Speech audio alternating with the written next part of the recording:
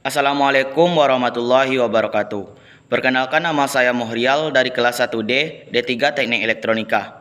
Pada kesempatan kali ini, saya akan menjelaskan tentang materi hubungan manusia dan agama. Baiklah, langsung saja masuk ke dalam pembahasan saya. Yang pertama yaitu latar belakang.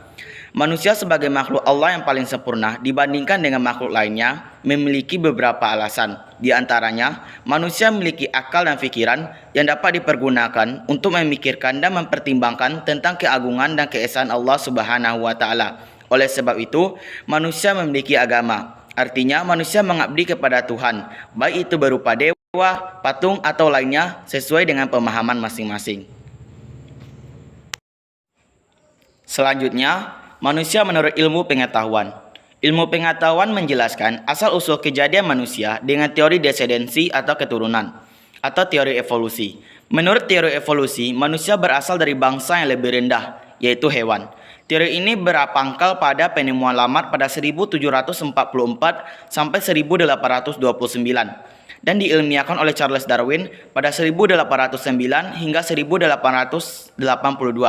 Dengan memberikan data-data, teori ini beranggapan bahwa tiap jenis makhluk, tumbuhan, dan hewan berasal dari jenis yang paling rendah, yaitu amuba, atau makhluk satu sel dalam air, hingga yang paling tinggi atau yang paling akhir ialah manusia. Agama menurut ilmu pengetahuan. Secara etimologi, kata agama terdiri dari dua suku kata, yaitu a dan gama. A bahasa Sanskerta yang berarti cara, sedangkan gama berasal dari bahasa Indo-Germani dan bahasa Inggris to go yang berarti jalan menuju kepada sesuatu. Jadi, agama ialah pengakuan manusia tentang adanya yang suci secara sadar bahwa ada satu kekuatan yang memungkinkan melebihi segala yang ada. Kekuatan inilah yang dianggap sebagai asal atau pencipta segala sesuatu yang ada. Selanjutnya, manusia dan agama menurut Islam. Manusia menurut Islam. Menurut Islam, manusia ialah makhluk yang bertanggung jawab yang diciptakan Allah dengan sifat-sifat ketuhanan yang mengalir di dirinya. Definisi ini mengandung 3 unsur pokok, yaitu yang pertama, manusia diciptakan Allah Subhanahu wa taala dari awalnya adalah manusia yang tidak ada hubungan geologis dengan makhluk ciptaan Allah Subhanahu wa taala. Sebagaimana menurut ilmu, hal ini ditegaskan Allah dalam firman-Nya. Yang kedua, manusia adalah makhluk yang bertanggung jawab atas segala sikap dan tingkah lakunya. Dan yang ketiga, manusia diciptakan dengan sifat-sifat ketuhanannya. Selanjutnya, eksistensi, tugas, dan fungsi manusia diciptakan Allah Subhanahu wa taala. Eksistensi manusia. Eksistensi atau keberadaan manusia diciptakan Allah Subhanahu wa taala menempati pada posisi tengah di antara makhluk, dapat dilihat pada penjelasan berikut. Yang pertama malaikat, yang kedua manusia, yang ketiga makhluk gaib. Pada bagian ini terlihat bahwa eksistensi manusia berada di antara makhluk metafisik atau gaib dan makhluk fisik, yaitu tugas manusia. Tugas manusia adalah sebagai khalifah Allah Subhanahu wa taala atau wakil yang diberi amanah oleh Allah untuk memakmurkan bumi. Sebagaimana dinyatakan dalam firman Allah Subhanahu wa taala, Quran surah Al-Baqarah ayat 30, Quran surah Yunus ayat 14, dan berbagai firman lainnya. Fungsi manusia. Pelaksanaan tugas manusia sebagai khalifah Allah Subhanahu wa taala di bumi ini berfungsi sebagai pengabdian manusia kepada Allah Subhanahu wa taala. Untuk menyembah Allah Subhanahu wa taala, karena sebelumnya roh manusia sebelum dititipkan Allah ke dalam tubuhnya, Allah telah memanggil roh itu untuk mengadakan perjanjian dengannya, agar manusia tahu tentang eksistensi dan fungsi dirinya diciptakan. Manusia telah menyatakan kesaksiannya kepada Allah bahwa Tuhannya adalah Allah Subhanahu wa taala. Selanjutnya, agama menurut Islam, yaitu adalah suatu peraturan Allah Subhanahu wa taala yang diwahyukan di dalam Quranul Karim dan dijelaskan dalam hadis Rasulullah. Adapun syarat-syarat agama menurut Islam. Yang pertama, ajarannya bersumber kepada wahyu firman Tuhan yang diwahyukannya kepada Rasul atau utusannya untuk disampaikan kepada manusia sebagai petunjuk bagi manusia untuk menjalani kehidupannya. Yang kedua, meyakini adanya Tuhan bersifat monoteisme mutlak, beriman kepada Tuhan yang Maha Esa. Meyakini ada Rasul yang diutus Allah Subhanahu wa taala untuk menyampaikan ajaran agama ini kepada manusia. Yang keempat, ajarannya mengandung undang-undang atau hukum-hukum yang bersumber kepada wahyu atau firman Allah. Yang kelima, misi ajarannya hidup di dunia hanyalah untuk menyembah Allah Subhanahu wa taala, meyakini bahwa kehidupan di dunia hanyalah bersifat sementara. Namun setiap manusia berhak memperoleh kebahagiaan hidup di dunia sesuai dengan ajaran Allah.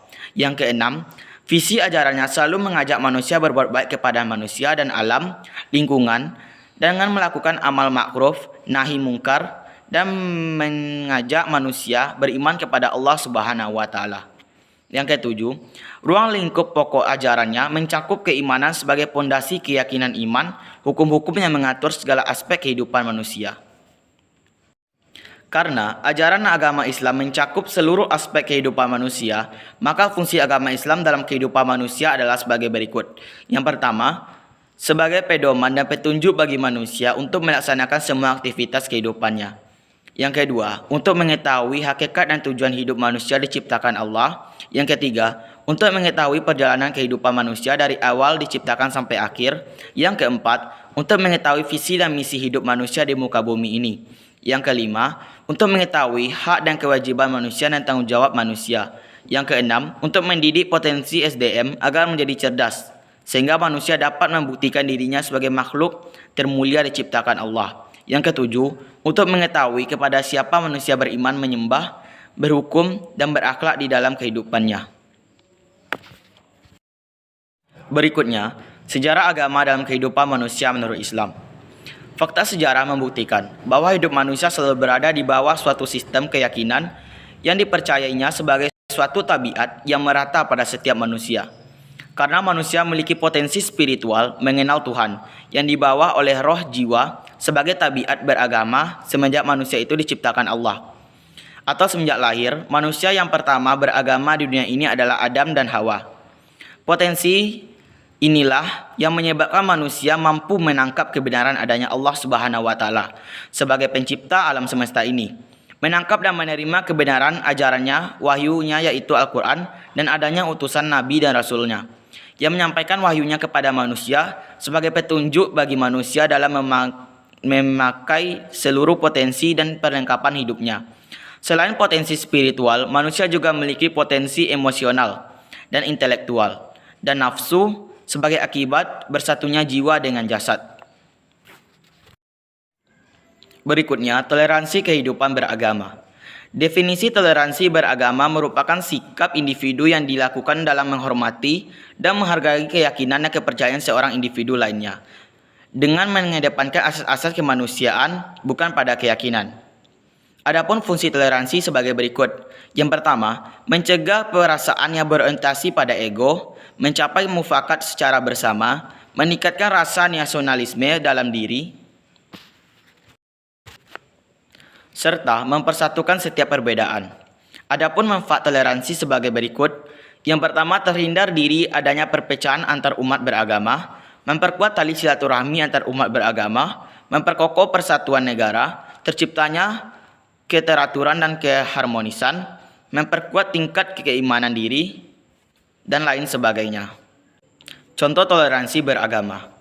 Adapun contoh-contoh toleransi dalam beragama sebagai berikut. Yang pertama, tidak menertawakan cara beribadah umat lain yang tentu saja cara beribadahnya berbeda dengan kita. Yang kedua, tidak membicarakan mengenai keburukan agama-agama yang dianut. Yang ketiga, tidak mencela aturan agama satu sama lain. Yang keempat, tidak menghina serta tidak membanding-bandingkan bahwa agama yang dianut adalah agama yang paling benar dan paling baik. Yang kelima, mempersilakan teman untuk menjalankan ibadah ketika sudah masuk waktunya. Yang keenam, mengajak teman untuk berkunjung ke rumah saat perayaan hari raya. Yang ketujuh, tidak berisik ketika di lingkungannya sedang melaksanakan proses peribadatan. Yang kedelapan, tidak menyinggung soal agama saat sedang berdebat.